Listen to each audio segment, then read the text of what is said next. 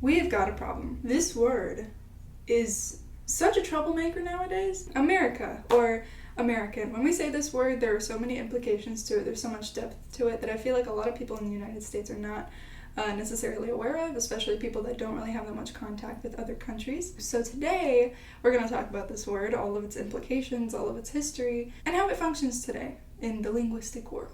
And for this video, I actually did a Twitter survey asking you guys questions like, do you use this word? What do you mean when you use this word? Do you use a different word when you're with your friends and family and stuff like that? So it's not just going to be my opinion. This is supposed to represent a wider worldview, if you will. God damn, it feels good to be recording again. Anyways, before we start, I actually just wanted to shout out this little weird balloon sweater thing that I'm wearing. Look at this sleeve. Look at the skill. You know who made this? Not me. It was my friend Katie, who is super, super talented. She's not selling them, so I don't know why I'm promoting it. I just want to say I really love her and I love this sweater. And I hope that she will let me keep it for my birthday, which is in less than a month. Anyways, why is the word America or American kind of a volatile problem word? Our country is called the United States of America. That means that the United States is what we are. And America is like the larger conglomerate, you're a member of your family, you're not your family. So when we say, I live in America, that doesn't really sound right because it's like, okay, we're in America. That could be in Suriname, that could be in Colombia, that could be in Panama, it could be anywhere. And I understand that we can't really say the United States of America every time we talk about our country, but if we were going to shorten to something, why don't we just shorten it to United States? A lot of people say that. It's very normal and it's more specific. United States, America. It's the same number of syllables, you're doing exactly as much work, and it doesn't offend anybody. And I know people are going to say oh, Elysse, it's the 21st century, people get offended over everything. But when there's a defendable reason based on context and history, you have to make yourself aware of that context and history and listen to the people who are offended. So people in Latin America are not just offended because it excludes them, but rather because there's also an element of the dynamic in it. So for the United States, we have a terrible, terrible long history of disturbing the peace in Latin America, whether it be through sponsored coups or sponsoring oppressive governments and stuff like that, causing civil wars that ironically caused a shit ton of migration from, countries in Central America, for example, up to the United States. And then there's the whole problem of immigration, people not wanting immigrants, imperialism. So there's a very, very different dynamic between the United States and Latin America because we're basically assholes. I feel that if the United States had not been such a political asshole over all these years, maybe the debate would be a lot lighter. But when you see the United States that has caused so much disturbance over all these years in the Americas, it's you guys hate America. You guys must hate the Americas if you're causing this much disturbance and then you want to call yourself the only Americans. You feel me? I bet when Childish Gambino came out with This Is America, everybody in Latin America was no bitch, those are y'all's problems, that's the United States. Anyways, moving on. So we've resolved this problem of we shouldn't call it America, we should call it the United States. But what about the demonym? A demonym is a term that you use to refer to a person or a thing from that country. So for example, she is an American person. If we try to do that same shift from America to US with the demonym, it just does not work. Native speakers, including myself, have said before that a lot of the terms that people have come up with sound a little bit clunky and strange. Other terms that people have come up with, for example, are USian, which this one, I hate it. It sounds like shit. I would not say this even if you put a gun in my head. US American, which I do say this because it's very specific and I'm also already familiar with it because of German. Because they would say, for example,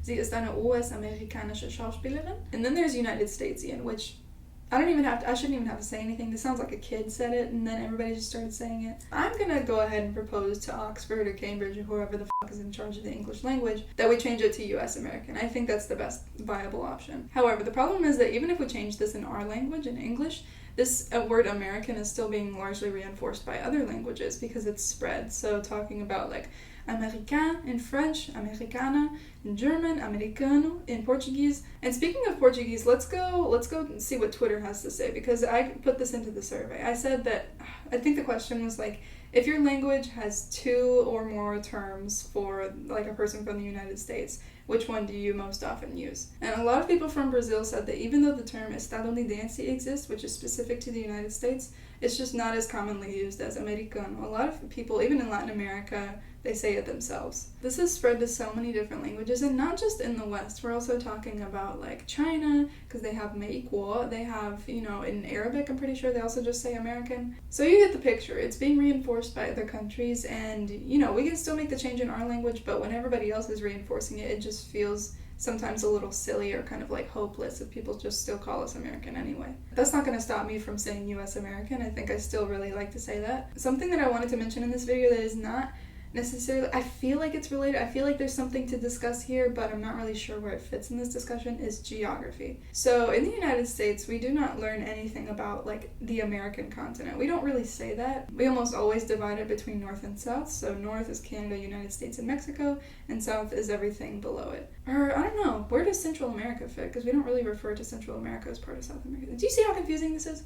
Oh man. But anyways, we learned that there are 7 continents, so Europe, Africa, Asia, Antarctica, Australia, and then North and South America. I was really surprised to learn from like friends in South and Central America that they learned that, you know, America was a continent, because even though they make that distinction between North and South America, they still learn that something exists called the American continent. And I feel that that represents kind of just like a unity that we are never taught here in the United States. It's very, very much sometimes just like us and them, which feels weird to me. So I don't know, something stinks about that, you know? Because yeah, when I would talk to my friends from Central and South America, they're talking about like, you know, in America, I was like, are you talking about the United States? And they're like, no, I mean the American continent. I'm like, that's a thing for y'all? Like, that does not really exist in the modern, common U.S. American parlance. Maybe in, like, academic fields or, like, professional geographers or cartographers and stuff like that, but, like, a common person would never say, like, America just as one continent. If you say that in the United States, people are going to think that you're talking about the United States.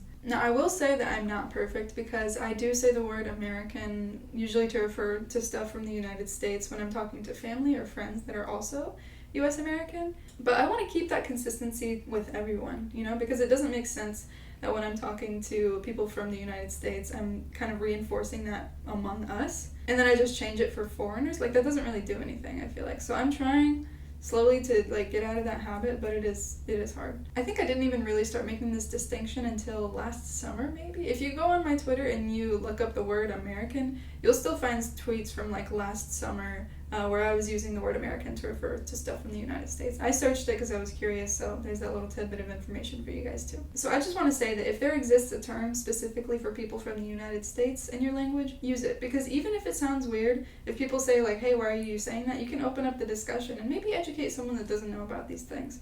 That's what you got to remember, is not everybody's aware of, I guess, the dynamics or the history of that word and how it plays a role today in, you know, the whole debate. But that's the point. We all gotta, we're in this together. We can keep each other accountable, and maybe we can start a trend. Anyways, if you got this far, thank you so much for watching the video. I want to hear your opinion, whether you're from the United States or from outside the United States, so that we can all, you know, get on the same page. I'm sure that this debate is going to continue on other social media platforms, so if you would like to follow me on Twitter, it's Elysse daVega, and on Instagram, Elysse Speaks. That's ELYSSE SPEAKS, and I will see you guys so soon. Bye-bye.